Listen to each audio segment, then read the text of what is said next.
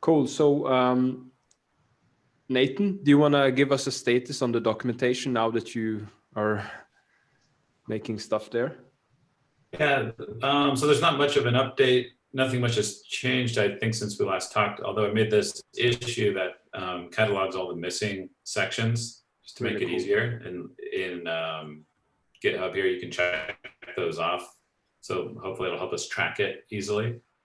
But probably if anybody knows how to fill these in, otherwise I should probably talk with Sindre to figure them out for myself, because I think some of these I don't necessarily know myself how to fill them in. Yeah. Is the wiki enabled in Imba.io as well? Because there are a couple of snippets that you can find embedded in the code, which maybe we have to bring over here. Yeah, it's just, you mean the tests, like the few few test documents that actually has some comments? Yeah. That's a good point. Looking at the code, or there's probably some other places, maybe even sometimes looking at the Imba 1 documentation, I might be able to figure out some of these. Yeah, but we can try to schedule some more time. Like, I know you've been kind of busy and I've been just crazy busy with the whole selling a house thing. Yeah. So the last few meetings are tomorrow and Wednesday, and after that, I think it will be much calmer, because then most of the things are prepared already. The other thing about the documentation is the website. I think it's working okay now, but there's a couple of issues with the website itself. I removed like one of the animations just because I kind of broke it, and then I just removed it, and I haven't gotten back to fixing that up. We should also obviously add search and stuff like that. Yeah. Cool. But other than that, like, I haven't had any time to work on documentation, even though that was kind of the priority at the beginning of the week and last week. But I've been very busy with other parts of the language. So yeah. Cool. Yeah, and I basically took this last week off because it's Thanksgiving here in America, and I haven't touched anything, although I had been fairly active the week before, so hopefully I get back into it this week. Yeah, cool. Nice. Yeah. So should we move on, or do you have anything else you want to add, Nathan? No, I was going to actually mention the next topic, the landing page. I've been working on some designs, not quite ready to share it out with everybody yet, but I've been doing a lot of iterations on the design and the visual style of it, and have some directions that I think are pretty cool. And now I'm kind of trying to figure out the best content to include on the homepage, because you can do very simple and just kind of say, this is Imba, here, click to see the documentation, or you can put a lot of features and things to highlight on that homepage. So that's my plan this week, is try and figure out exactly what to put there. And then I think it'll be in a pretty good spot for maybe soliciting more feedback or starting to build it. Yeah. Also, we saw the Tailwind's new website came out, and that was such a nice website, pretty inspirational. Some good inspiration of like the types of things to cover, and their visual design and the interactive examples are really top notch. I think with some of the existing, between Scrimba and the existing interactive examples on the Imba documentation, we should be able to include some nice interactive bits as well. Yeah, it's insanely well done, I think. Yeah. It's just, especially when you know Tailwind, they are essentially just talking through every obstacle and the thing people might like give them reason to hesitate, and just going through everything to really convince people. It's a very similar type of project. I mean, just being an open source project, but kind of the scope of it and the target audience is fairly similar. So it's it was kind of good timing that came out recently. It's like a little bit of inspiration. Although it's kind of annoying because I was like, oh, this is so nice. It made at some level it made me want to up my skill, but also I'm trying. Now that I've seen this, I'm like, okay, don't copy what they did. Come up with something unique but similarly polished. Yeah. Yeah, it looks It's really very nice. nice. So thinking about, I was going to ask it earlier about the documentation, but I totally forgot it. So are we going to change? So when you go to imba.io now, you're going to get the V2 site, or are we going to leave it for a while? I think we're going to get the new site. The goal was to do that within this week, but obviously it will be delayed. So we should wait for the landing page then, and then make. Or maybe I think maybe even next week, like if we get fix some of the documentation, I think it really doesn't make any sense now to keep annoying people and pushing them to learn Imba 1.0. So we should. So that. When I started on the landing page, that was sort of the thought was, let's just put up a quick landing page so that it's at least good enough to change over. But I kind of lost track of that goal because I started making, trying to really polish it and add a lot of things to it. But maybe I should just kind of take the overall style that I've come up with and turn it into a very simple landing page that can serve as just kind of like the Imba 1.0 page, where it's just a brief explanation of what Imba is, and then a link to the documentation, just so we have something that we can put up to switch over to V2. You could do that, but at the same time, like I've seen demos of the site and talked to Nathan about the ideas, and I really think it's really cool. And I think it's if you are most inspired and work best by just continuing down that path, then I think we can do with an even simpler landing page per se now. Like we don't even need a language page, which we can actually just send people to the overview of the documentation. That's better than sending them to Imba.io as it is now, I think. Yeah, that's true. And we could make that page, we could just kind of take another look at that page and make sure the content's right. And I agree. Just change the text and so just polish it a little. Yeah. As a start. And then aim to get the actual new landing page out for the official 2.0.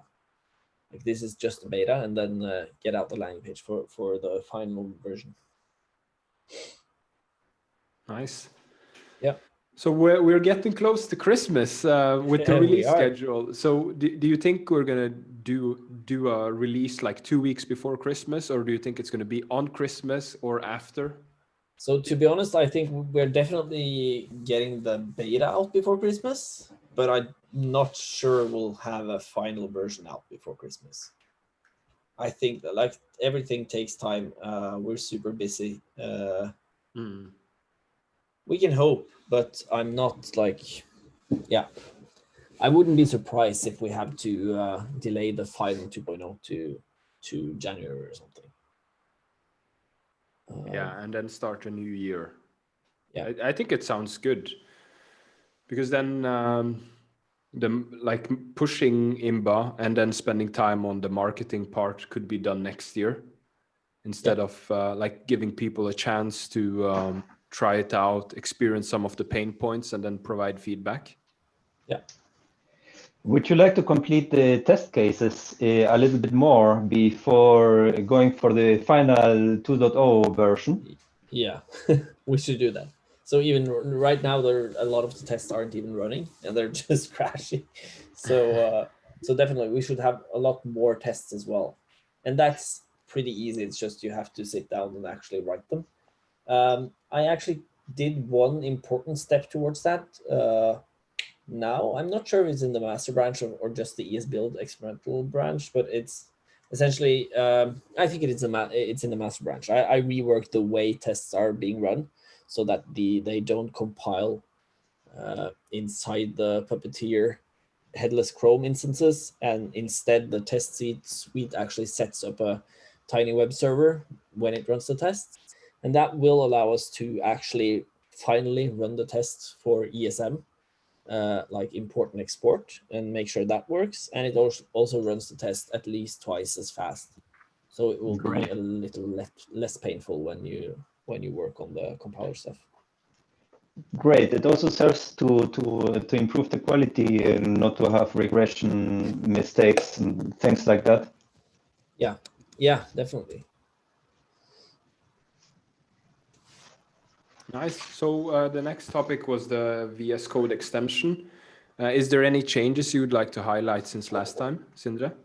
So right now, at least for me, it's actually kind of broken, but the last public release is an improvement. Like for beta, for alpha 100, I think it has better completion of types. It has quite a few improvements there. Also, so originally, like my goal was to actually expose warnings and errors from the TypeScript analyzer in the projects. And initially, like before the last release, I saw in the Scrimba codebase that we had, I think it was 940 warnings or something. And the thing is, if you have that many warnings, it doesn't serve any purpose anymore, because you just get used to having all your files red and yellow and you just don't care. So I actually, as part of fixing type annotations and just improving parts of how we handle the errors from TypeScript and how we actually compile things to the TypeScript, I got those numbers down to 0 actually. So now it's at a point where it is much more useful to look into the errors and warnings reported by the VS Code tools. I don't understand. Like, what did you change? Like, I changed because some of the errors were related to things like we compile Imba to a custom JavaScript format that is specifically designed to be read by the TypeScript compiler and type inferer. mhm. And things like the tag trees is very difficult to do, to compile to anything that TypeScript thinks makes sense and doesn't report errors about all over the place. So there are just, I added a bunch of tweaks on how we compile things to TypeScript and add like JSDoc type annotations here and there related to tags to just make sure that TypeScript understands the output of Imba as Oh, I well as see. it should. And also, like, the TypeScript checking is really, really strict. So there are just hacks, like you can add properties to window and global elements in Imba, obviously. But if you do that and you have type checking turned on for your JavaScript, then it will report errors for all sort of things like that, because it can't find like a global variable, a global property on this and this object. So I just changed how we deal with some of that, and I also suppressed some common types of errors that aren't errors in the Imba universe. So yeah. Cool. One thing I was thinking about that maybe it's unnecessary to add now would be like automatically rewriting old Imba v1 code. Like, for example, in the cases where it's obvious, the error, I think there is one, or not the error, I mean warnings. Like, for example, the way you use new, the keyword new, Yeah. like x.new, having that at after the period, or now you can use it before, right? When you're assigning something. Yeah, you should use it before. Like, the old version is deprecated. Yeah, so that's the I think that's the warning I've seen the most. Okay. Yeah, but I think it's like, if you have quite complex projects with a lot of tags and stuff, there has been a ton of warnings about various things. But yeah, so it's getting better. Right now it's taking kind of it's getting worse again, because I've changed stuff in relation to ESIMBA and the build process. But yeah, it's going to be fixed. One thing that I was hoping we would do is doing like a VS Code Imba demo, where like a walkthrough. Here is the VS Code extension, and this is all of the cool stuff it gives you when you use it. Yeah. So is that something we should look into after the release, or do you think the VS Code extension is like, it's getting close to where what we have now is what's going to be in use for a long time later? Or do you expect big changes to come to it? I don't expect big changes to come to it, but I do expect obviously to add improvements, and I do expect also to move some of the auto completions and that kind of thing out of the VS Code extension and into the general Imba program thing that is part of the main repository, so that we can actually utilize the completions and hover information about CSS properties and stuff like that also on the web, like on Scrimba and on the Imba IO playgrounds. So that's one of the bigger changes I expect in the future, but that shouldn't make much of a difference for the public facing stuff, for people using the extension. Yeah, I see.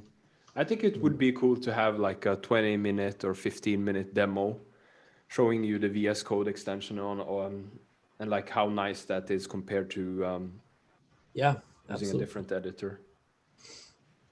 Is that something you would be interested in doing, Nathan? Maybe not now, maybe next year, like early next year. We could even do it together where the Visual Studio Code has this code sharing tool where you can have audio and everything. And yeah, use that. yeah, it's like sitting in the same room essentially. You just, does that sound Yeah, good? I think that's a good idea and Yeah. something I can work on. Cool. Then I'll ask you again in January. Cool.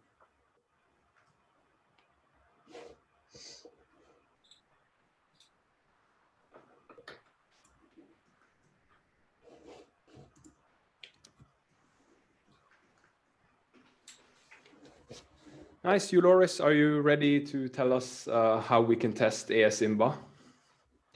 Well, I think I leave the floor to Sindre because somebody has kidnapped the idea of ES build. And I'm very happy with it. So Sindre, go and talk about, well, the big changes inside of Imba. So I have been talking a lot with Uloris lately, and we've gone through like configurations and options and how to do that stuff. And he's been working on the ESImba branch with that utilizes the public plugin API for ES build, but he's been busy as well with other stuff, obviously, with work and obligations. And I started looking more into ES build myself after he's been talking so much about it. And it is, as he has said in every meeting since we started, it's crazy good. It's just, I almost can't fathom how much better it feels than Rollup and Webpack and Parcel and whatever. So the API is really elegant. The performance is just incredible. And it was very easy to, based on the ES Imba stuff and the ES build public documentation, to just, it started out as that I just wanted to replace all our use of Rollup and Webpack internally in the compiler, just try to build the compiler itself and the runtime and the router, etc., using ES build instead. And it literally took like 20 minutes to have a much better thing that runs so much faster than the old stuff, and then removes 200 or 300 dependencies or whatever it is in Webpack and Rollup. Nice. So that obviously got me started and got the ball rolling on exposing that tiny plugin as well. So we're going away from Imba Rollup, and we're going to stop recommending Webpack and stop letting people use Parcel and whatever, and actually go all in on using ES build, because it is in Imba Imba.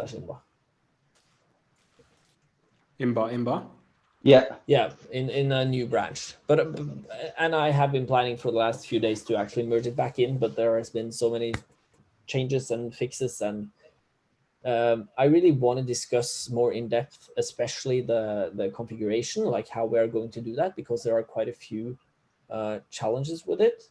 I'm going to clean up those when I do the pull request. Yeah, sure. But it's, yeah. Well, the challenge here is finding something that could stay stable for the next couple of months as well. Yes. So Exactly. we could have the perfect command line arguments and parameters today, but it would be a pity if in 2 months' time we would have to change the naming and the way to call ESBuild and the way how we interact with ESBuild. So it's best to start more or less stable. Yeah, that's the thing, and it is pretty difficult to come up with that. So as a use case, I've started. My first goal was just to start using ESBuild to build the new Scrimba, and like both the server and the client, because that actually took quite a lot of time earlier, especially like when you started the server on Scrimba, it actually compiles the server side code in process. Like it does it when it requires a file, it goes through the require extensions thing in Node, and it compiles the files and returns them. And after that, we even start to compile and bundle all the endpoints. So long story short, it took between 5 and 10 seconds to restart Scrimba in development mode. And after I implemented the ESBuild now, that changed to 0.4 seconds or something. And that also includes like live style reloads. So it's just, and it's much simpler conceptually.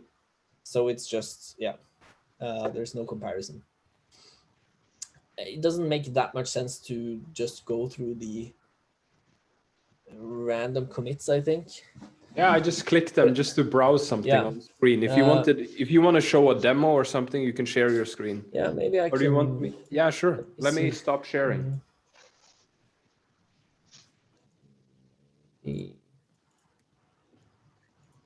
See, I can start sharing something here. Step 2. Oh, nice. The zoom has changed. It looks different now. So you can see the here, right? So I haven't completely. Again, we need to discuss the configuration. So earlier we had an Imba config. This was sort of the Just a question. I'm seeing a black screen. Is anybody else seeing a black screen? No, I'm seeing code, a configuration file now. I see the code. I see code. Okay, something wrong on my side. Okay. Nice. Thank you. So I want to discuss that as well, but I talked to you, Loris, and originally we agreed that maybe it's actually nice to move it out of Imba config and into the package JSON itself, like just having an Imba key in the package JSON and keep everything there. I'm not sure what you guys think about it, but it's just, it doesn't feel that clean to always have this Imba config file. The package JSON sounds great. Like you already have it. So if you have a section in there, which is Imba specific, like you have it right in front of us now, I think that's much better. And then you don't need this extra file. Like, why do you need that extra file? There's no point. And also, I even think, I know you, Loris, have experimented with that. I do like the parcel approach as well, that the bundler should even be able to just take an HTML file or something as an input and then parse the HTML file and just understand the dependencies from that and build a folder of all the things you need. But for now, you essentially, I have that stuff in testing and it works nice. It's a beautiful feature, but it's just for a tiny use case. That is when people are using Imba to write client-side JavaScript, basically. Yeah. And you just need to have the comfort of HTML and a web server launching with no further ado. Yeah, exactly. And that's one of the challenges. That's one of the big challenges with this config is that I can't show that source code right here now, but the Scrimba code base, and I guess any quite complex Imba code base will have a server component and the client component, usually. And it is important for Imba to be able to compile those two at the same time, or essentially keep them part of the same configuration, because they need, let's say you have a client and you say, these are my client entry points, and the compiled output and the assets they depend on, etc., should go into this directly. Like in this, we're essentially following, I'm not completely true to the ESBuild config, but that's just, we can fix that, but I'm essentially using conventions from the ESBuild configuration. So out there, this just says that the compiled outputs of these entries should go in public/dist, right? So the problem is that we also want to be able to compile the server side, because we want to pre-compile the whole Imba server side thing into a single JavaScript file or a few JavaScript files. And we obviously don't want those files to be exposed in the public directory, but we do want all the assets from those files and also the style sheets, like the style sheet for everything that the server includes. We want those parts to go into the same public directory as the client files. So it's kind of a mess coming up with a configuration that looks nice and feels natural for that. This is more complex than it usually needs to be, because there's a worker here, and ESBuild still doesn't support AMD format, so I just had to hack around that. That shows how elegant ESBuild is, that you can actually just, I hacked around that by just defining a few more properties that are supported on ESBuild. But just to show you right now, I can say that, so don't consider this Imba config, that's essentially gone. But now that we have this package JSON, I can, this is a extremely, it's just a ton of logging, so it won't make any sense. But inside a directory, which has a package JSON, which has these Imba entry points, you can just do Imba build. And if you do that, we'll go through them. It will build, just like Webpack and Rolp would do, it will build things into this directory. And it will also include assets like SVGs and PNGs, etc., if you have referenced them in your CSS or in your Imba files directly. And we can come back to that. Another command is Imba watch, which does the same, but when you do change things, it will actually update it, and it updates things really quickly.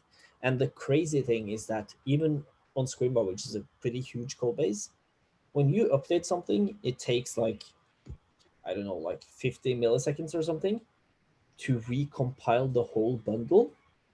So you did not catch the individual Imba compilings? Yeah, I did, but that's the thing. It still does. So the only thing that takes time there is essentially the Imba recompilation of a single file. Amazing. So without that, and I have no idea how it's even done, but like you can actually it walks through all the files again. It tries to resolve all the paths again. ESBuild doesn't do any caching essentially, but if you implement like just naive caching on your plugin, everything else takes an insignificant amount of time. This is just for, I promise the next step for me now, before I merge it back in, is to actually write a documentation page about it, and it will get clearer for you guys. But just as an to show, one thing I did earlier today is add an Imba serve command, which is Imba watch. But in addition to watching, it just starts a tiny web server following the directory like you have in Imba serve content base. It just exposes this /public content base as in a static web server. So and you can choose port and set stuff, but the port is 9003 now. And the cool thing about this is that it's just a Node server. It doesn't depend on anything besides HTTP, which is part of Node. But it also includes like live reloading. So if I change something here in the, let me see, where was I? I think it's here. If I want to change something here and I save, let me see, the perfect demo never works.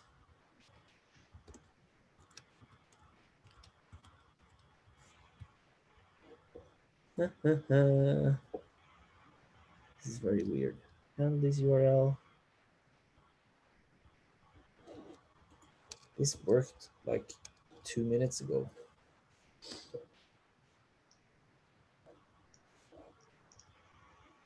Does it even catch that I'm actually changing things now? Or maybe I'm actually just editing something completely different. I can go to the home page. That might actually have been the... let's say I changed the color of the...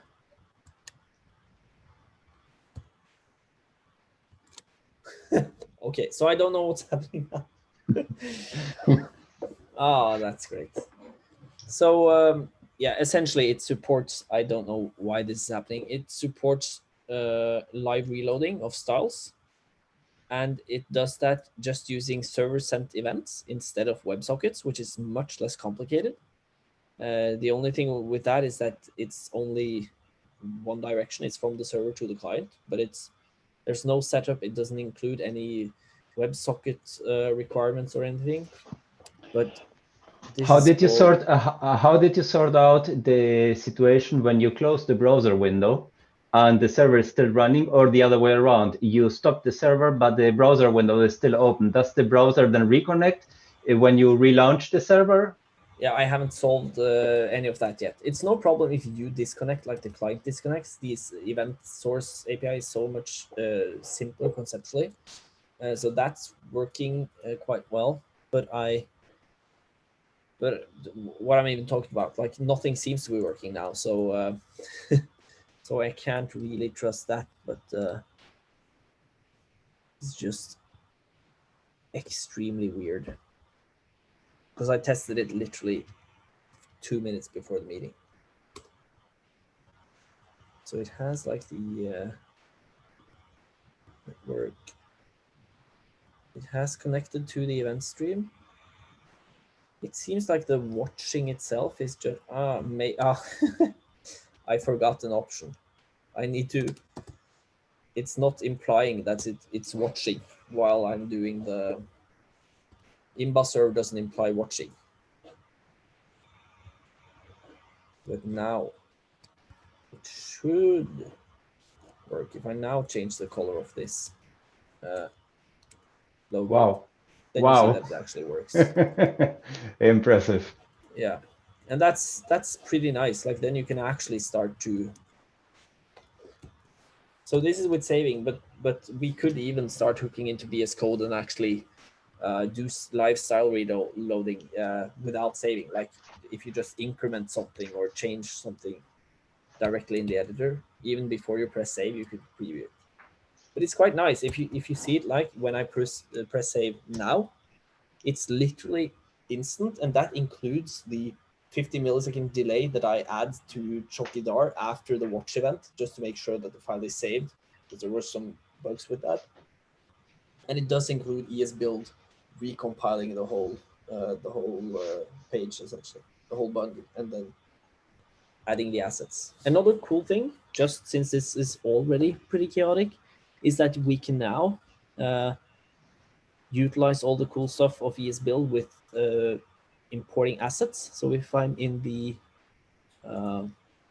index here, let's say I'm in the index, and I've never tried to do this live, but if I have, I have a resource here. So inside of SRC, I have resources and Discord logo. Let's say I just, as a background of this menu, I do URL, and then a relative URL from where I am. I just do resources, Discord logo.svg. Doesn't that look right? And then I discover why that doesn't work. It doesn't make sense to I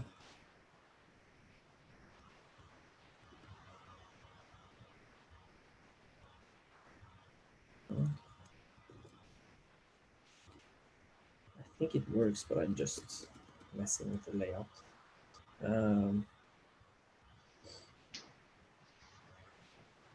So much for a good demo, but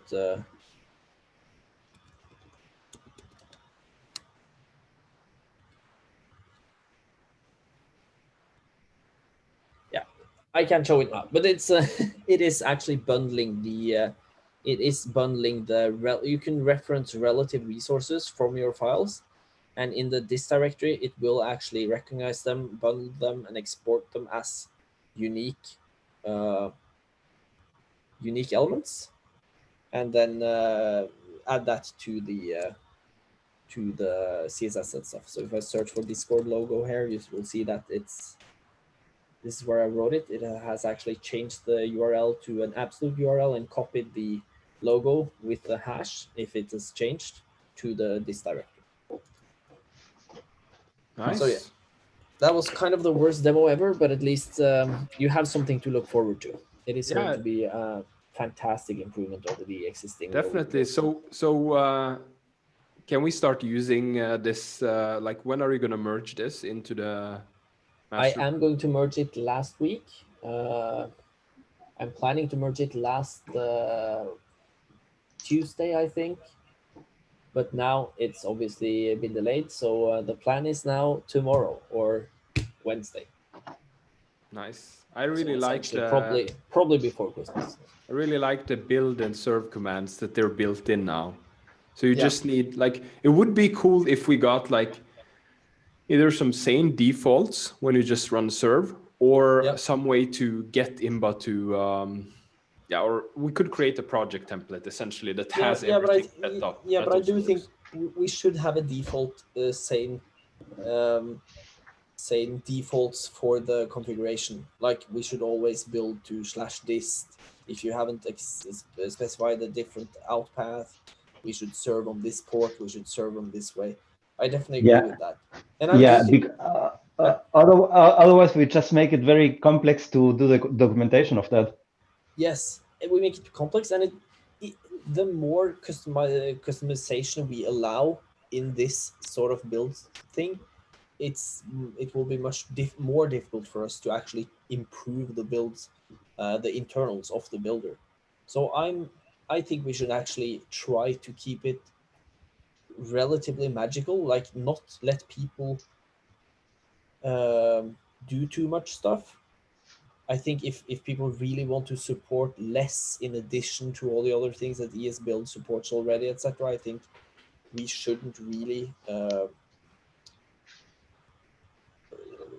condone that, or we should try to make this builder just the best way to build Imba projects, and then not care about very, very weird edge cases for now, because then you can, if you have insane edge cases, then you can just write your own plugin or write your own build step.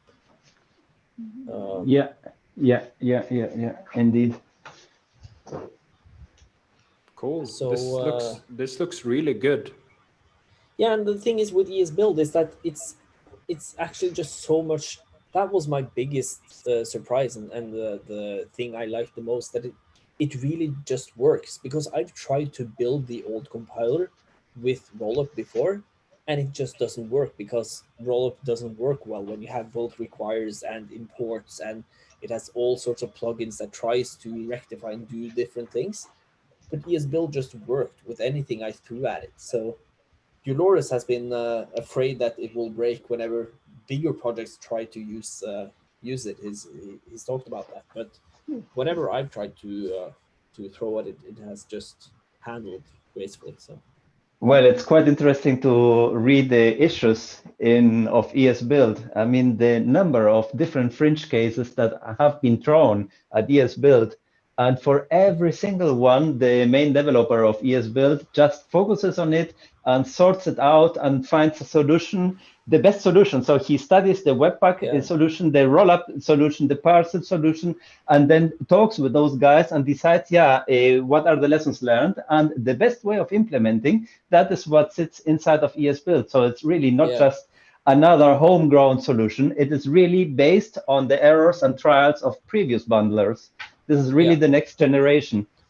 It is really, and as soon as I started using it a little, I understand that Snowpack and Vit are essentially like dead on arrival, I think. Because the only reason for doing things that complicated way was because bundlers were too slow to allow you to get a really fast responsive dev environment. So they had to resort to like use native ES modules in the browser and all crazy complex things. But now that you have ES build and that it's so fast, you don't need to care about you essentially don't even need to care about building in a different way for development and production. I could have done this with minification on, like if you can't see my screen now, but I can run the Imba serve command again and turn on minification, and it will just be just as fast. So there's essentially no reason anymore to have multiple modes. Yeah. Cool. There has been some bugs that I've had to work out, especially that CSS files end up in the wrong order when bundled with ESBuild, but I just take the output and splice it up and stitch it back together in the correct order. But he's probably going to fix that in a week or so, I guess, a few weeks. So the next topics is the syntax stuff. I don't remember what you were referring to, Sindre. Could you elaborate? Maybe we should. It's Yeah, Alexander, if I may, there's just another tiny little trick that we've been working on, that is running Imba from the command line. Yeah, the node. Yeah. Yeah, maybe you There's can. Do you want to I show don't something on screen? I can. No. I can stop sharing. No. I don't. I haven't touched it for 10 days, so I don't know if that code is still working or not working. I think it's working. It's quite nice. Basically, the way how you start Node and then a JavaScript file and execute it just to do some command line related business. In the same way, you can launch Node and put an Imba file there. Yeah. Node and whatever.imba, and it runs. It's just a matter of putting the right shebang line at the beginning and having a loader script inside of Imba that takes care of the. That's not special. That works because of the way it's interpreting the first line, right? Yeah, it's just the loader that does the magic. I mean, the loader's really only 20 lines of code. Yeah, but it's also using a new. It's also using the new Node API for intervening and compiling modules on the fly, isn't it? I see. Yeah, it was Euloris who made it, and it looks really nice. So we should get that in there as well. So that's something is that something you do while running Node, or are you contributing that as a change to Node? I don't understand.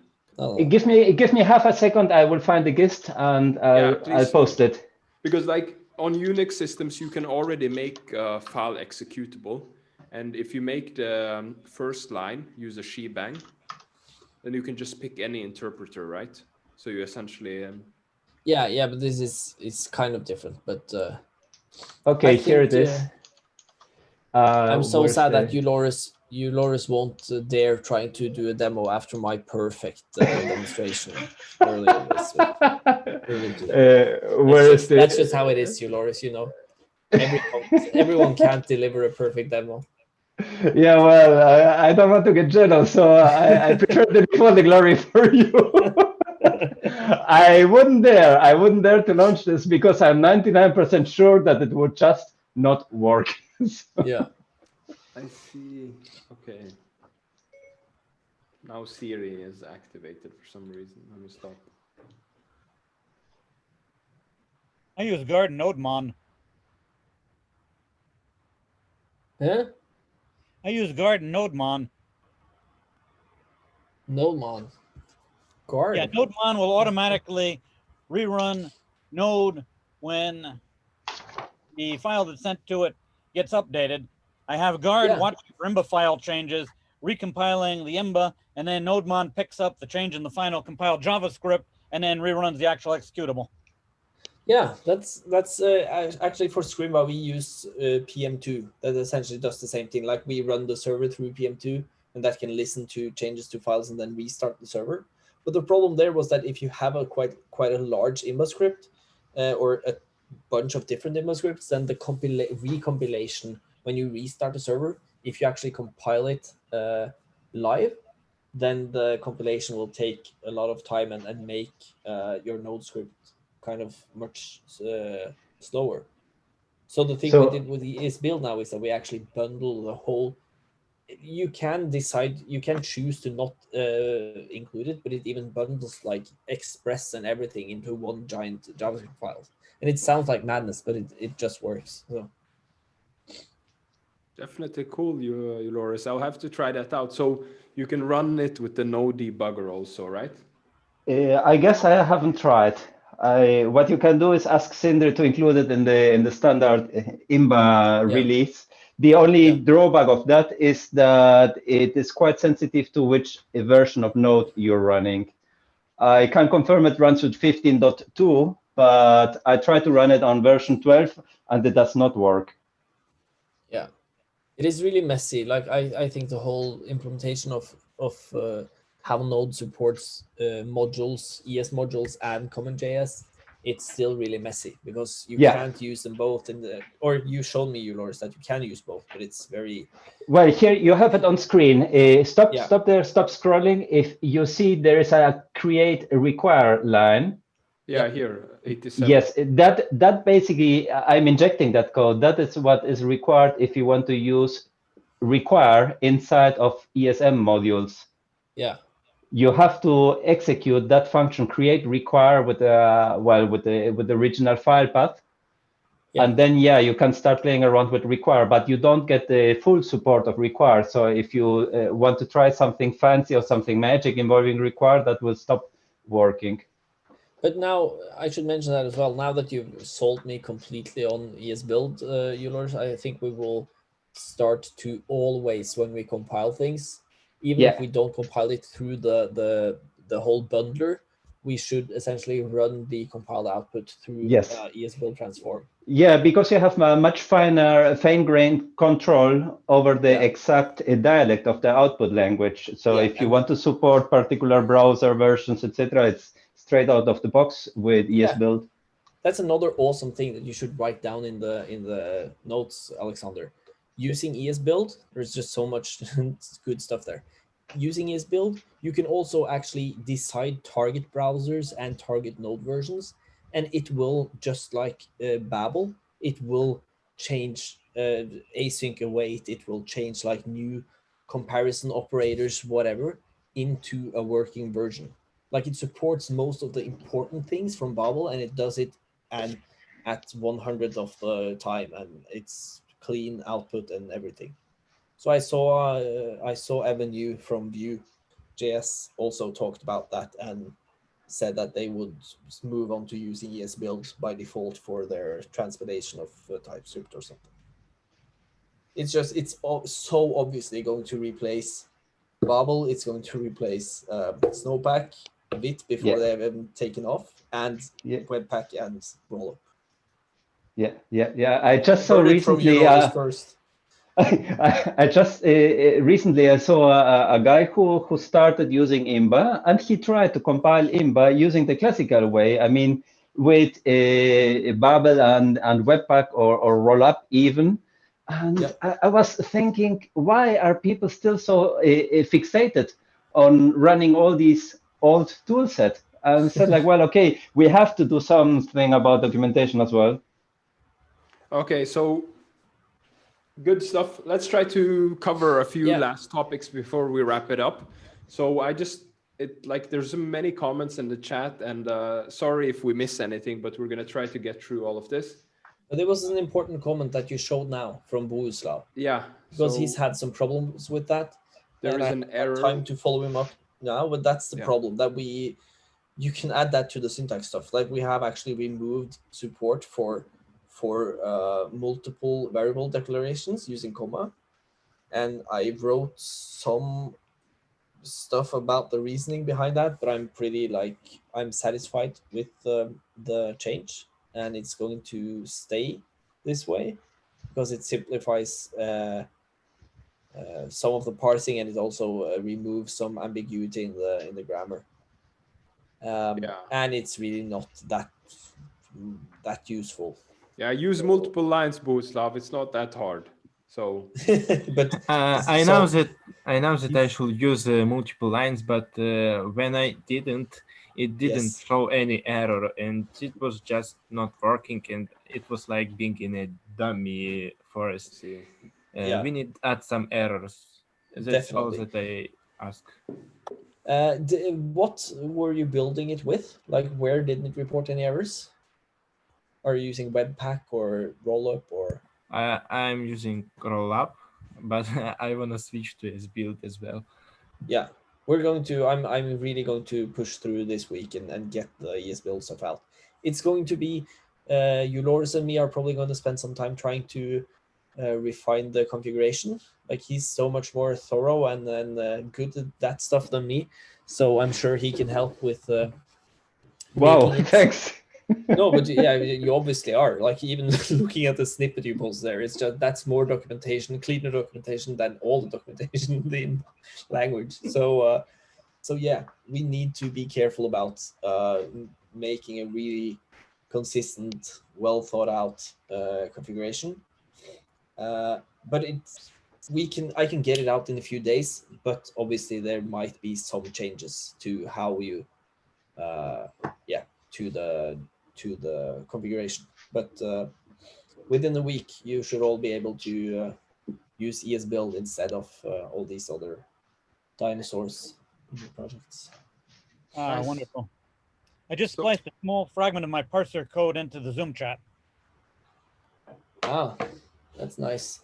So, Peter, I'm extremely impressed. If you manage, that would be a miracle. If you manage to write a peg parser for Imba, because there are the official parser is just a heap of hot garbage. It's so messy, and there are so many ambiguous cases that we solve with very hairy conditionals everywhere. So I have been thinking that it would be great to, in the future, actually use a peg parser or something instead. So Yeah, that's I'm what I've going been thinking. to. It should have a lot of potential to help the project overall. Yeah, Maybe definitely. replace the existing parser with the peg parser once it's all intact. Also, it'd provide a window for splicing in a macro system and some literate programming functionality. On the literate programming side, I was originally using the LaTeX listings pack, but that really falls down when you want to start doing sophisticated things like automatically injecting footnotes into the formatted code so that we could have at the bottom of it. Now imagine, for instance, a CSS case example. If we have one of our abbreviations, I'd like to have a little footnote on the parsed code, and that could take it down to the bottom and say, okay, here's this D actually represents the display property in CSS with a little blurb, and have that automatically go in. Also, there's a very nice package from the linguistics community that provides glosses. And using the gloss mechanism, we could have sub-expressions in expression we're talking about appear in nested boxes. So that you'd have the first line would be the actual Imba grammar fragment in a box. Then underneath that, you would have information on, say, what type it is, or something along those lines to provide explanation of what that is. And then substructures would be boxed in nested glosses inside of that. And let me splice in just a tiny fragment of what some LaTeX code looks like that does that. 1 second. Let me just shift over. I'm going to give you an example of the gloss code. Pasting it into Zoom chat now. Now that code will give us on screen a large box that has in it 1+1. Then underneath that is the explanatory gloss on 1+1. It will give you 1 in a box with integer underneath it, plus with operator underneath it in a box, and another 1 with integer in it. And then we can have the free translation addition of 1+1. So that would give people a way to see the structure of an Imba construct when we're trying to explain what the code's doing. Now, the parser should be able to build up those gloss commands for us without having to do it manually ourselves. So once I have that code working, these box diagrams should be automatically generated. Cool. So we'll see Looking how that forward goes. to hear more. Yeah. It's very Yeah, nice. a demo would be nice for us who are Yeah, not maybe I familiar think with next it. time I should have enough of it built out so that I can have a meaningful example to show you. That would So be in 2 really weeks, cool. stay tuned. Yeah, so Cool. Sindre, with regards to I think we should start wrapping it up. It's Yeah, getting a little I bit agree. late. Yeah. So we're gonna the notable changes. We'll cover that next week, and I'll try to drop the meeting notes in the a link to it here also, Yeah. from the chat at least, if anyone wants to follow up or if we missed something. So does 2 weeks from now work? Isn't that? Yeah, I think so. And then the definite goal then is to have at least the beta out before 2 weeks, and also a non-catastrophic demonstration of the ES build stuff.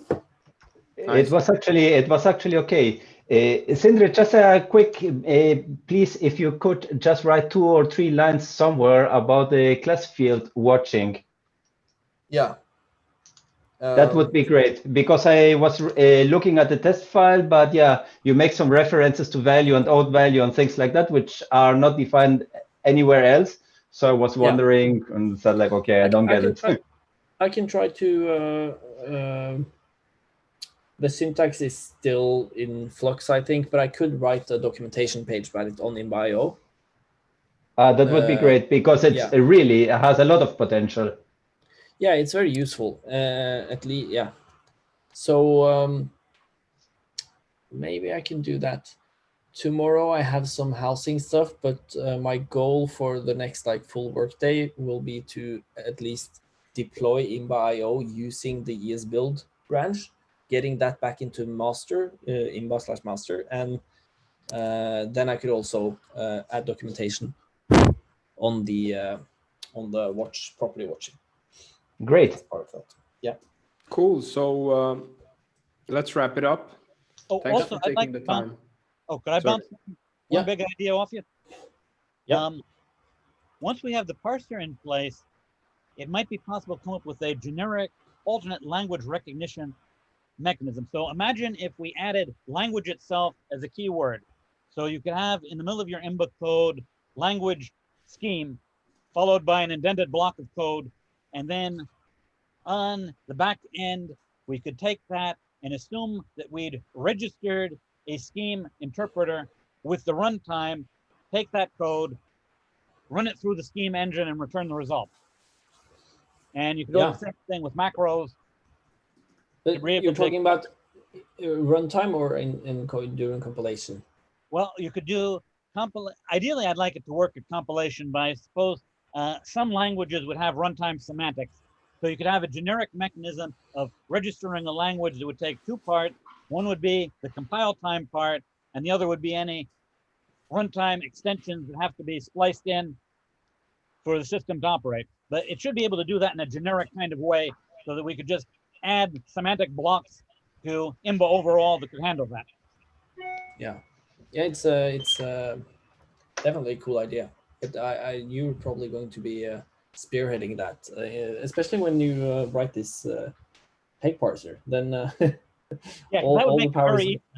Because in that case, you just simply run it through the peg parser. The peg parser could reduce it to a nice S expression representation that we could then run through one of the existing JavaScript macro engines, either Sweet.js or ESList. Yeah. And have that translated back into raw JavaScript and then return that, and we can do all that at the compilation side. Yeah. That's obviously, that's definitely doable. I agree. So cool. So not working. Sorry to interrupt you, Peter, but we want to keep the meeting to 1 hour. So yeah. Okay. So Sindre is going to go to sleep soon, and I'm also going to go to sleep soon. But thanks for joining, you guys. Yeah, thanks. Cool. Happy holidays, everyone. Happy holidays. Yeah, for you too. It was awesome. Yeah. Okay, bye-bye. Bye. Thank you. Bye-bye. Bye. Bye.